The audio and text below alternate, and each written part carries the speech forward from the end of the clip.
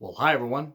I'm John Retlin with a retro review of The Craft, and my god, I forgot how much fun this movie was. I haven't watched it for a while, and it's also out on Netflix till May 1st. Now, if you weren't able to see it then, I'm sure that A, it's probably available on Blu-rays for a pretty cheap price, and it'll be available on some other streaming service, but really it was just nice to go back and watch this because I recently did a review, like a multi-movie review, and one movie that I covered was The Witch Files, which was basically The Craft if you took out everything interesting and replaced it with a bunch of bullshit, and a cast that tried but was not nearly able to carry an 85-minute movie.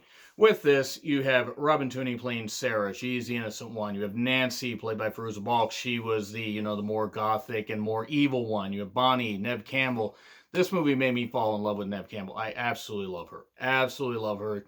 She was great. I loved watching her in Scream. Wild Things, didn't necessarily love that movie. That movie was pretty goddamn shit. There were a few scenes that weren't that bad, but that's another story for another day. Scream 2 is great. Scream 3, Scream 4. And there were some other movies she was in as well.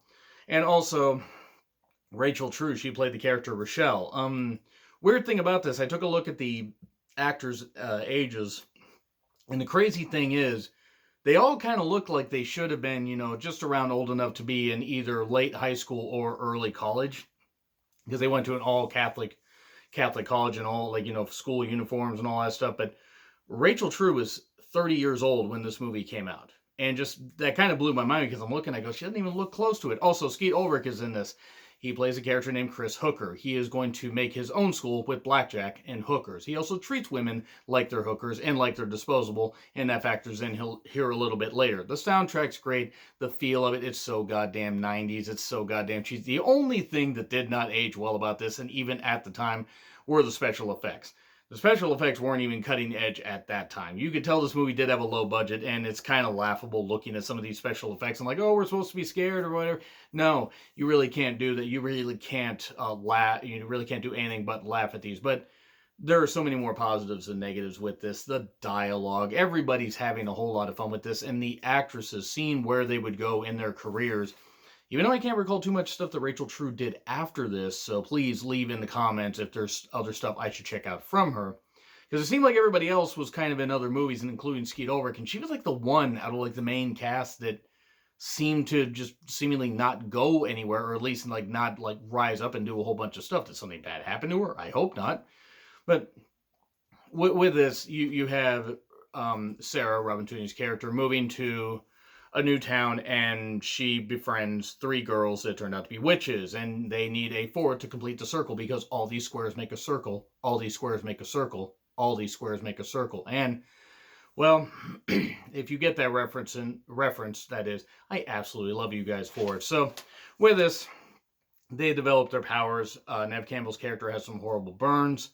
Rochelle, Rachel True's character, is besieged by Christine Taylor, who plays Laura, and she's harassing her and talking about nappy hair at one point, and saying, and when Rochelle asks her, "Why do you harass me like this?" "Well, I just don't like negroids." This is a line that was actually in this movie, and that's a bit uncomfortable. So I just want to say that was in the movie. I didn't actually say that.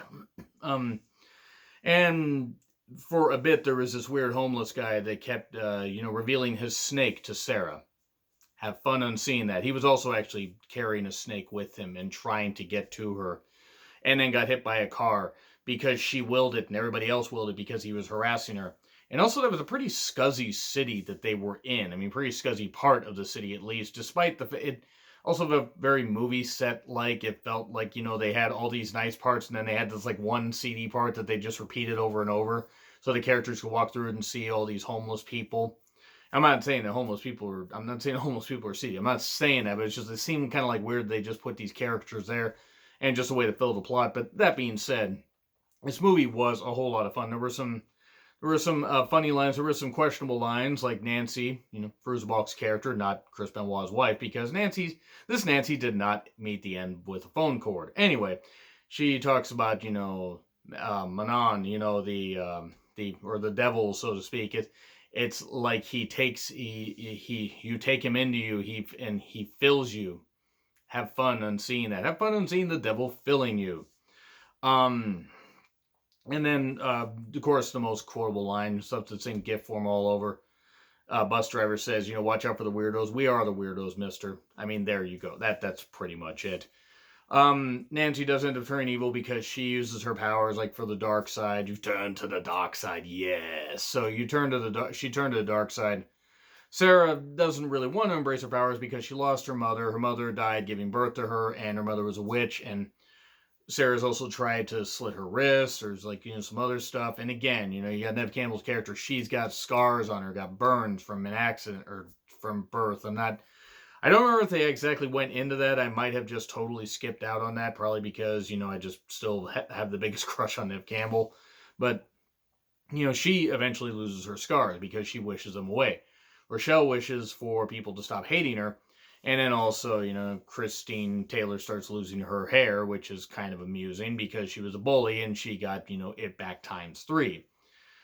And there's this, there's this one point where, there's an overlying thing with this woman that's working at this witchcraft shop that she mentions after the girls had stolen some stuff, but Sarah had paid for it, that she said, well, hey, about this book, didn't you know that everything you do comes back times 3? So if you do unto others as they would do unto you, because bad shit will come back to have it. Basically karma. It's essentially karma. That's what it is. They do a ritual on the beach, and then some dead sharks, and Nancy goes completely insane. The witches eventually come back to bite them. This movie's very breezy, by the way. I think, from after the opening, from, the beginning, pretty much right after they show the Columbia pictures with the girl, holding the thing, holding the torch or whatever it is, that to the end credits, I think it's 95 minutes. So it's very breezy and it's very easy to get through. But just the fact that everybody's just having a whole lot of fun with it. You can tell they're having fun, and sure, it's by no means a perfect movie. Not at all. Are there things that have aged badly? Yes. Special effects and some other things. But it still has a really damn good feel to it. It is very breezy and very fun. Nancy and Sarah eventually have a battle where all the other witches are against her. Sarah went out of the circle. She embraces her powers eventually because she invokes Manon, or I kept calling him Manon, but then I kept thinking it's like Ganon, like Ganondorf, from Legend of Zelda, because that's exactly what I think of. Is I'm going to try force a Zelda or Link pun into this if I can.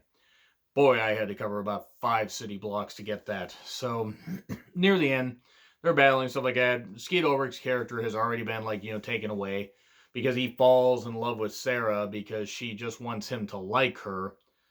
But then he becomes obsessive to the point that he tries to assault her. Lovely. That's exactly what I needed to see in my movies. Where, oh no, that didn't age very well at all. Skeet Ulrich, what the hell happened to him, by the way? Just seemed like he died after. Oh, it just seemed like his career died after Chill Factor. That probably is the reason why. Did you see that? You shouldn't. It was rubbish.